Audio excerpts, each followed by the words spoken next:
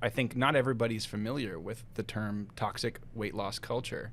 And we're talking about diets that you've done, and there's workouts that you've tried, and motivated by the wrong reasons to change the way you looked rather than something more intrinsic, like changing the way you feel.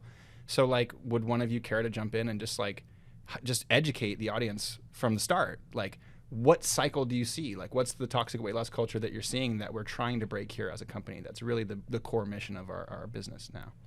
I mean, I think, again, I'm not the expert on this. Sure. My intention for doing this is to better understand myself, because I do feel like a responsibility selling a fitness product to not participate in that cycle. And I will say, in the past with our old products, we were actually very guilty of that. Sure. And it was lack of self-awareness that like, this isn't okay. And a lot of it was just that I was normalizing those things in myself. And so I felt like it was okay to be selling things that targeted weight loss. Everybody does. Everybody does.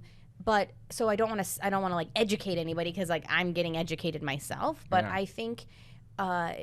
I think intentionality is very important. So why if you're doing I'm it? gonna if I'm gonna work out or I'm gonna exercise, it's going to be because like I want to feel better. Like I want to sleep better. I want to feel like more like, it's like sometimes my back will kind of hurt. And I'm like, oh, if I could do some yoga or something, that makes me feel better, right? Yeah. So I think intention is a really big part of it.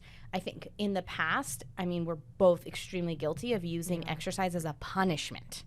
So like last night we ate that dessert, and so like tomorrow I have to make sure that my calorie burn is the same as the dessert from the night before. It's like I have a theory, and I don't have any evidence to back this up. Great start. Yeah, great start. But I have a theory that a lot of the reason why people will often say that they want to start an exercise program is because they want to change the way they look, but that's also the reason why nobody follows through with it. Right. Because you're motivated from the wrong space, right? And I think that just from my personal perspective, I hope you don't mind me sharing this, like I've watched you do a lot of different fitness routines before, and you'd do them for a little while, and then you'd fall off the wagon. You'd do them for a little while and fall off the wagon. And it was a while ago now, but maybe a couple of years. But you hired a trainer, you started working with them, and the intention changed from I'm going to do this so I can look a certain way to like I just need to do this to just maintain my strength, my flexibility, to feel good in my body. And I've heard you share this before.